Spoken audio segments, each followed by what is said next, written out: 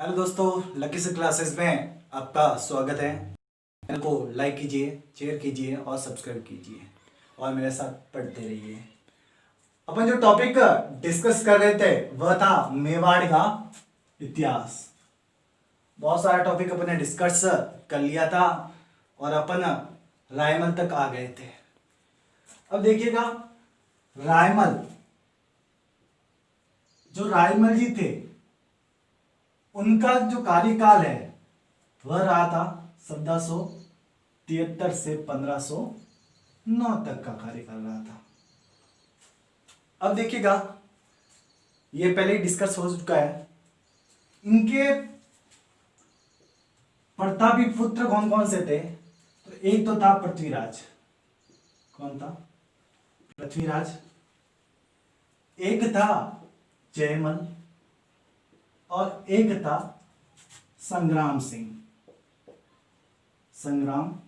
या फिर कह सकते हो सांगा।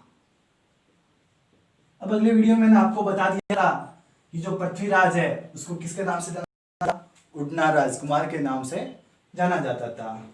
और उसको उसके जीजाश्री ने क्या दे दिया था? जहर दे दिया था। कौन थे? जगमाल सिरोही के थे। उसके बाद में देखिएगा, ये जयमल है, ये सोलंकियों से युद्ध करते हुए क्या प्राप्त कर दी थी उसने? वीर गति। तो अब बचा कौन? तो अब केवल कौन बचे थे? संग्राम सिंह बचे थे। तो सीधी सी बात है, संग्राम सिंह राजा बनते हैं, शासक बनते हैं और इनका जो कार्यकाल है वह है 1509 से लगाकर 1528 तक का। हम इस टॉपिक को, ये बहुत बड़ा टॉपिक है और ये महान पुरुष थे और इनकी उपलब्धियां भी बहुत सारे युद्ध थे। तो इसका एक अलग से वीडियो बनाएंगे और उसमें इसको डिस्कस करेंगे। अब देखो, इससे आगे पढ़ते हैं। संग्राम सिंह, जब संग्राम सिंह जी की मृत्यु हो जाती है 1528 में, उनको भी जहर दे दिया जाता है। तो इनके जो पुत्र थे, उनके पुत्र कौन कौन थे तो उसको डिस्कस करते हैं। तो उनके पुत्र में सबसे पहले देखो रतन सिंह। कौन थे? रतन सिंह। उसके बाद में एक और थे उनके पुत्र भोजराज और थे विक्रमादित्य और उदय सिंह। अब देखो, इनको डिस्कस करते हैं। तो जब 28 में इनकी मृत्यु हो जाती है तब कौन, इनके जो ज्येष्ठ पुत्र थे वह कौन थे? रतन सिंह जी। तो रतन सिंह जी राजा बनते हैं और रतन सिंह जी का जो कार्यकाल है 1528 से लगाकर 1531 तक, यानी ये 3 साल तक राज करता है। अब देखिएगा क्या होता है इनके कार्यकाल में कि एक बार ये बूंदी के जो शासक थे सूरजमल, बूंदी के शासक कौन थे? सूरजमल। उनके साथ में ये चले जाते हैं जंगल में आखेट के लिए और उनके मध्य क्या हो जाता है? विवाद हो जाता है। क्या हो जाता है? विवाद हो जाता है और उन दोनों की क्या हो जाती है? मृत्यु हो जाती है। तो रतन सिंह जी का टॉपिक यहीं पे क्लियर होता है। उसके बाद में बात करते हैं भोजराज। ये भोजराज कौन थे? तो आपने नाम तो सुना ही होगा, मीरा, राजस्थान की मीरा, यानी जो मीरा थी, मीरा कहां से बिलोंग करती है? मेड़ता से। तो उनका विवाह इनके साथ में हुआ था, भोजराज के साथ में हुआ था और इनकी असामयिक मृत्यु हो गई थी। तो सीधी सी बात है, ये भी टॉपिक क्लियर हो जाता है। अब पीछे कौन बचे? तो विक्रमादित्य। इनका कार्यकाल था, देखो 31 आ गए, 31 से अपन इनका कार्यकाल पढ़ेंगे 1531 से लगाकर 1536 तक। ये जो दोनों पुत्र थे, ये जो विक्रमादित्य और उदय सिंह, ये किनके पुत्र थे? ये पुत्र थे कर्णावती के। किनके पुत्र थे? कर्णावती। रानी जो कर्णावती थी उनके पुत्र थे।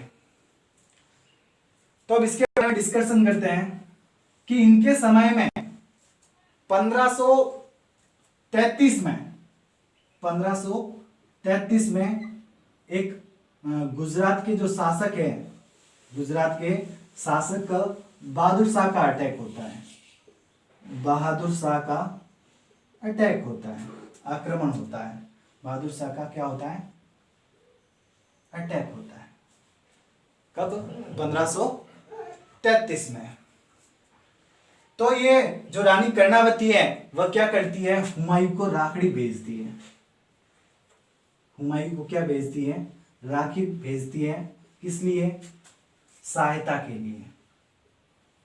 लेकिन ये जो हुमायूं है वह समय पर नहीं आता, समय पर नहीं आ पाता, समय पर नहीं पहुंच पाता, और इसके कारण उन्होंने इनके साथ में, बहादुर शाह के साथ में क्या कर ली? संधि कर ली। क्या कर ली?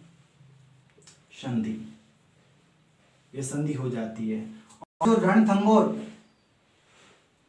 जो रणथंभौर का किला है वह इनको दे दिया जाता है। और फिर ये एक बार तो बहादुर शाह वापस रिटर्न गुजरात चला जाता है, लेकिन मन नहीं भरा तो ये क्या करता है? वापस आ जाता है। वापस आ जाता है। कब आता है? तो देखिएगा, यह आता है वापस नवंबर में। नवंबर 1534 में आ जाता है।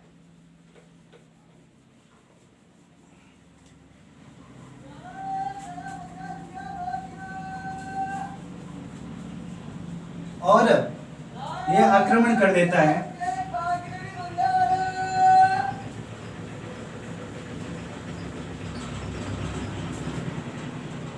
कब आता है? तो यह आता है वापस कब? नवंबर 1934 में आ जाता है। और क्या कर देता है? आक्रमण कर देता है। आक्रमण कर देता है। तो उस समय ये आक्रमण की वजह से क्या उत्पन्न हो जाता है? युद्ध की स्थिति उत्पन्न हो जाती है। और जो है वह साका कर दिया जाता है। साका कर दिया जाता है। तो जो रानी कर्णावती है वह विक्रमादित्य को और उदय सिंह को कहां भेज देती है? बूंदी भेज देती है। और पीछे से क्या होता है? साका होता है। और साका में देखिएगा, साका हो रहा है तो साका में देखो, एक तो क्या होगा? जौहर होगा, और जौहर के साथ में क्या होगा? केसरिया होगा। तो जौहर है, जौहर किसने किया था?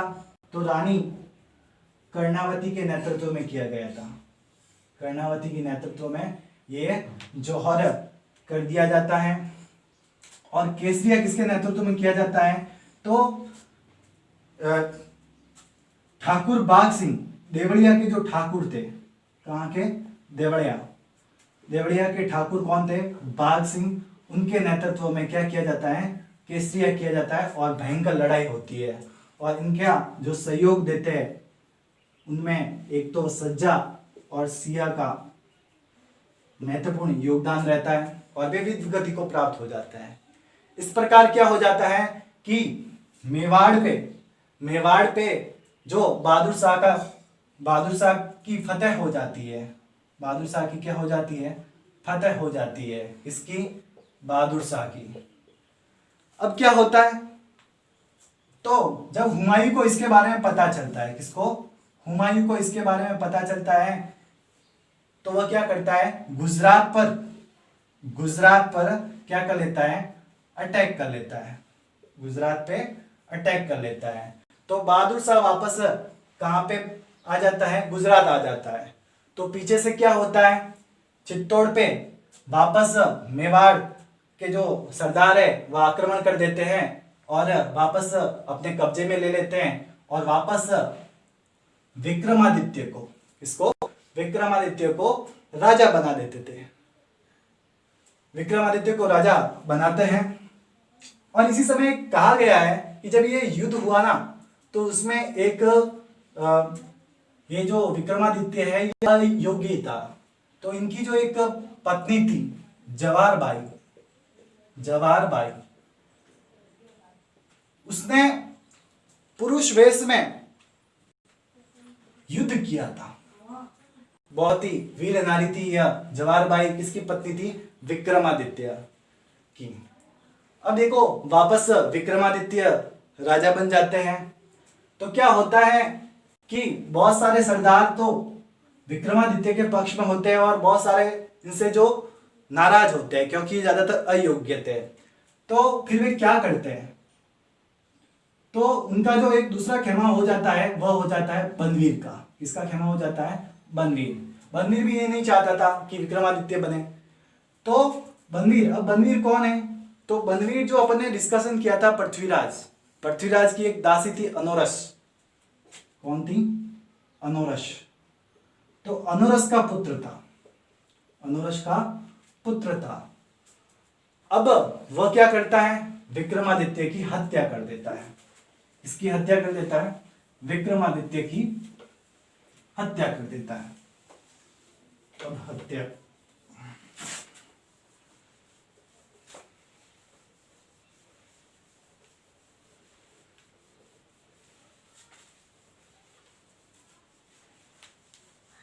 अब देखो ये बनवीर के बारे में डिस्कशन करते हैं अपन कि बनवीर क्या है। तो बनवीर विक्रमादित्य की हत्या कर देता है और 1536 और 1537 तक ये राज करता है बनवीर। क्या होता है कि विक्रमादित्य सोया हुआ होता है तो ये इनके अंदर तलवार घोंप देता है और विक्रमादित्य की हत्या करता है। और जैसे ही वह उदय सिंह को मारने के लिए आता है, किसको मारने के लिए? उदय सिंह जी को मारने के लिए आता है, तब एक उनकी जो धाय मां थी जिसका नाम था पन्ना धाय, गुजरी थी। क्या थी?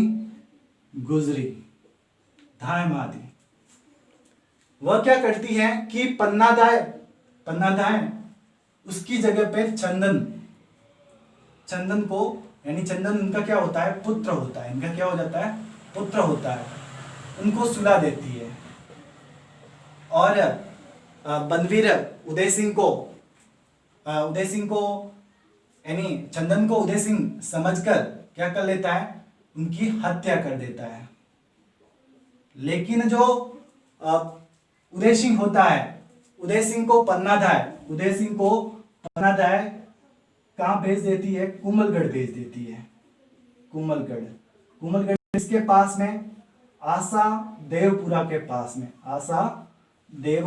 पास में भेज देती है। और वहीं पे इनका क्या होता है?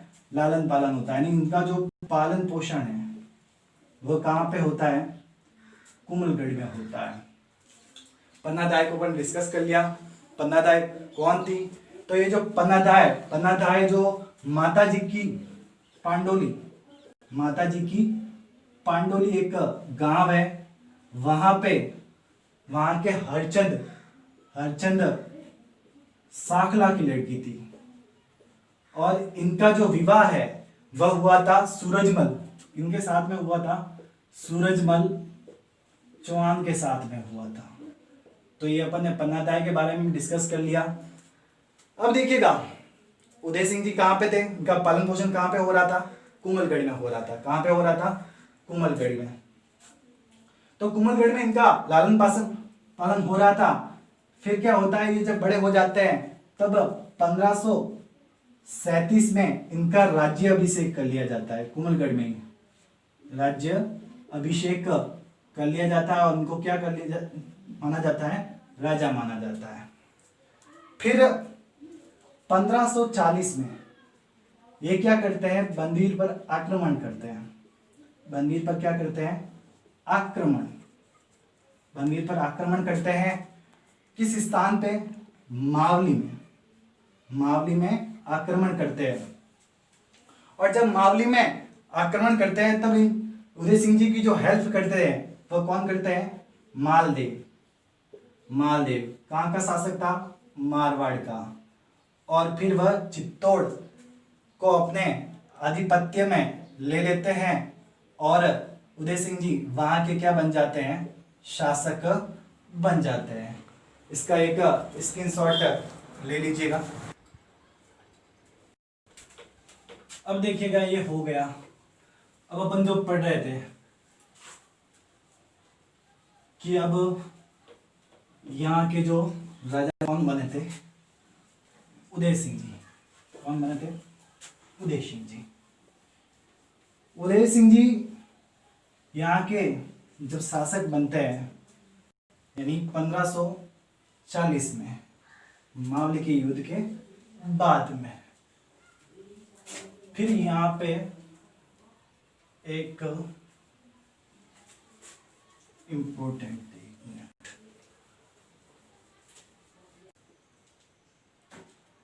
तो उदय सिंह जी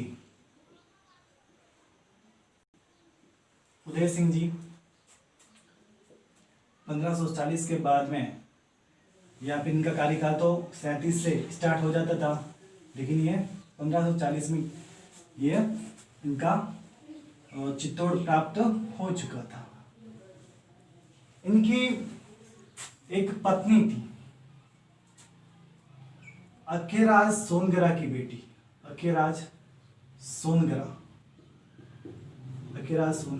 की बेटी जयवंता। और इन्हीं की कोख से कौन महाराणा प्रताप का जन्म होता है। एक और साहसी पत्नी थी जिनका नाम था वीरा। बहुत ही क्या थी? एक साहसी वीर नारी थी। एक और इनकी रानी थी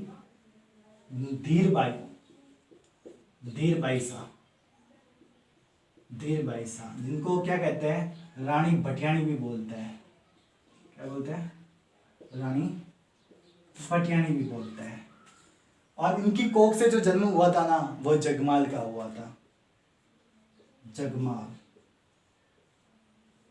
और इनसे जो शक्ति सिंह का जन्म हुआ था, तो ये इनके प्रतापी पुत्र थे। लेकिन ज्यादा इनके ऊपर अनुग्रह था धीरबाई शाह के ऊपर, तो बाद में ये जगमाल को अपना क्या बनाते हैं? उत्तराधिकारी बनाते हैं लास्ट में। लेकिन इससे पहले अपन थोड़ा और डिस्कस करते हैं। अब देखो क्या होता है, बात करते हैं गिरी सुमेल के युद्ध की। गिरी सुमेल का युद्ध कब हुआ था? 1544 में। लेकिन वो जो हुआ था वह किनके मध्य हुआ था? शेरशाह और जो मालदेव, उनके बीच में हुआ था।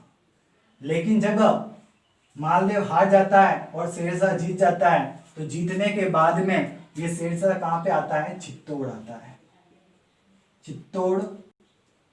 चित्तौड़ पर आक्रमण करने की क्या करता है? योजना बनाता है।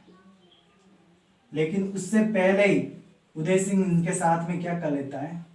संधि कर लेता है। और जो खवास खा या फिर कह सकते हो शम्स खा को यहाँ पे नियुक्त कर लेता है और चला जाता है। फिर बात करते हैं, एक और युद्ध हुआ था, हरमाड़ा का युद्ध। ये हरमाड़ा का युद्ध हुआ था 1557 में। कब हुआ था? 1557 में। कौन सा युद्ध हुआ था? हरमाड़ा का। हरमाड़ा युद्ध किनके बीच में हुआ था? तो ध्यान दीजिएगा, जो ये युद्ध हुआ था वह अजमेर के जो शासक थे, अजमेर के सूबेदार कौन थे? हाजी खान पठान। इनके साथ में क्या हो जाता है? हरमाड़ा का युद्ध होता है। लेकिन मालदेव, मालदेव इनका क्या करता है, सहयोग करता है। जो मालदेव है वह किसका सहयोग करता है, हाजिका पठान का सहयोग करता है। और इसके कारण उदय सिंह जी की क्या हो जाती है, हार हो जाती है। और उदय सिंह जी इनकी अधीनता स्वीकार कर लेते हैं, अधीनता स्वीकार कर लेते हैं, जो कि जेम्स टॉड ने बताया था इनके बारे में। अब देखिएगा, ये अधीनता स्वीकार कर ली थी। फिर एक और इम्पोर्टेंट युद्ध के बारे में डिस्कशन करते हैं, 1567 की बात करते हैं, 67 की बात करते हैं। ये हो गया, देख लीजिए एक बार। अब थोड़ा अकबर पे आते हैं। अकबर, उस समय अकबर भारत पर शासन कर रहा था, और आपको पता ही ये एक महत्वाकांक्षी सम्राट था, और वह भी चित्तौड़ को प्राप्त करने की लालसा लिए हुए था। और सहयोग की बात है कि उस समय मालवा के शासक बाज बहादुर थे, और बाज बहादुर क्या करता है, इनकी चरण में आ जाता है। किनकी शरण में, उदय सिंह जी के शरण में आ जाता है। यानी बात हो रही है अकबर की। ये अकबर की शरण में। अब अकबर एक तो मालवा और गुजरात इनको फतेह करना चाहता था, लेकिन इनके बीच में क्या आ रहा था, मेवाड़। तो सीधी सी बात है, इन पे नजर थी अकबर की। और फिर सहयोग की बात है कि मालवा के जो कौन थे, बाज बहादुर, जब अटैक होता है तो ये कहां पे आ जाता है, मेवाड़ आ जाता है। और उदय सिंह जी इसको क्या दे देते हैं, चरण दे देते हैं, चरण दे देते हैं। और चरण देने के बाद में अकबर इनको एक बार पत्र भेजता है छोड़ने का, लेकिन यह राजपूती मान मर्यादा के कारण इनको नहीं छोड़ते हैं। तो फिर क्या करता है कि अकबर दिल्ली से यहाँ पे आ जाता है। और कब आता है, तो ये आता है 23 अक्टूबर 1567 में आ जाता है। कहाँ आ जाता है, चित्तौड़। और वहां पे क्या डाल देता है, घेरा डाल देता है। ये चित्तौड़ का दुर्ग है, और चित्तौड़ में क्या डाल देता है, घेरा डाल देता है। चित्तौड़ में घेरा डालने के बाद में क्या होता है, यहाँ पे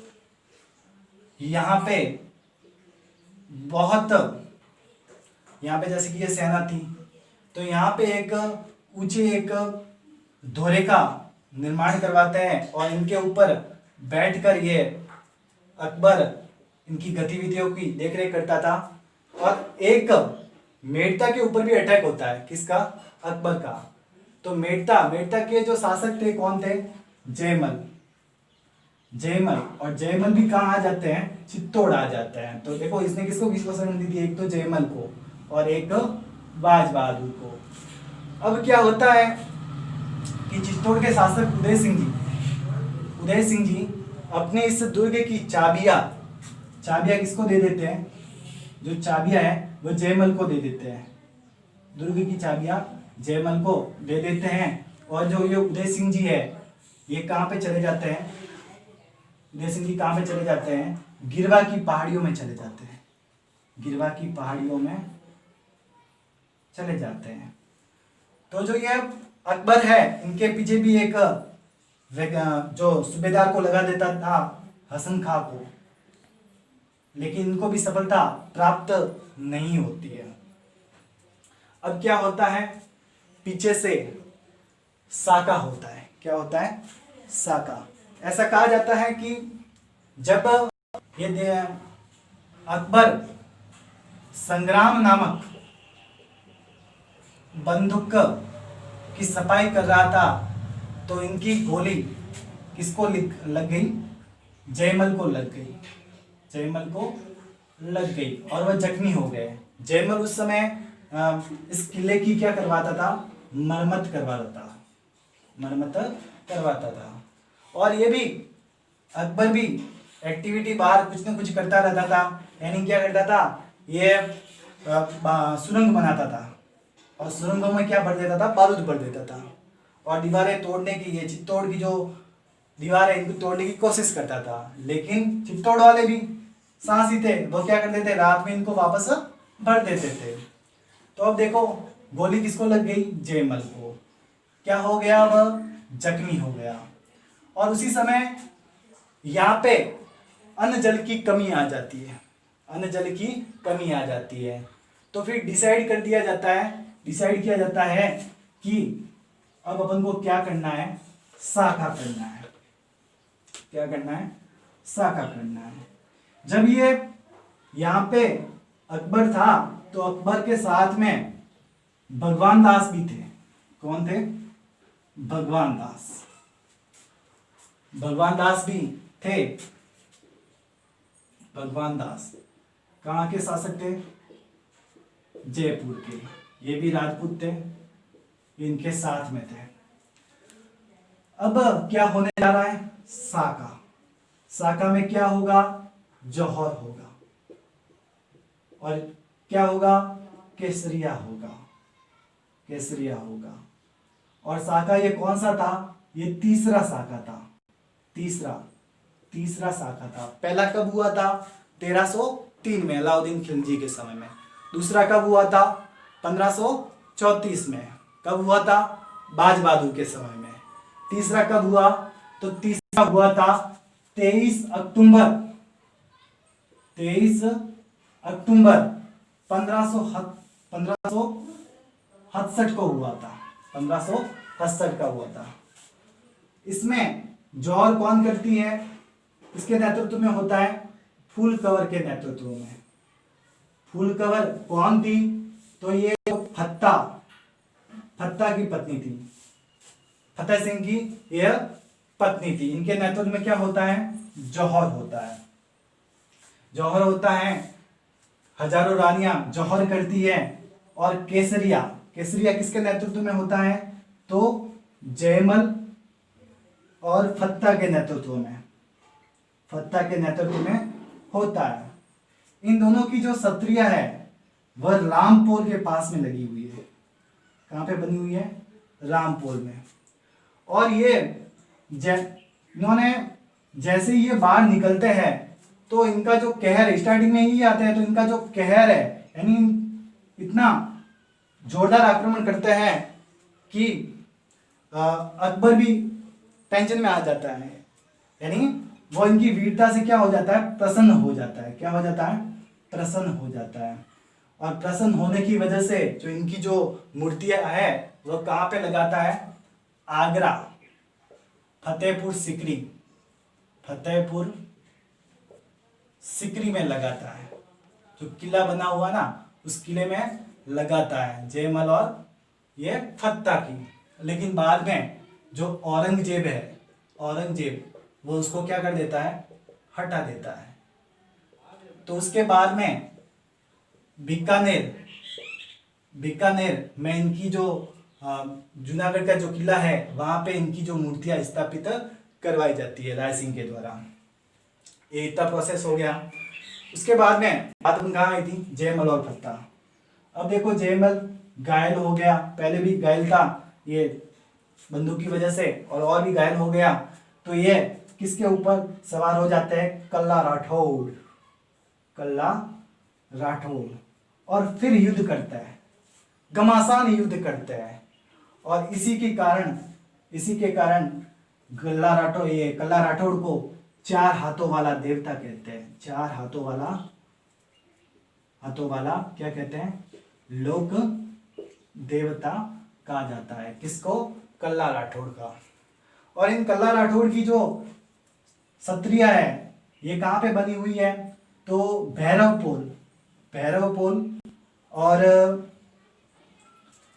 हनुमान पोल के बीच में बनी हुई है।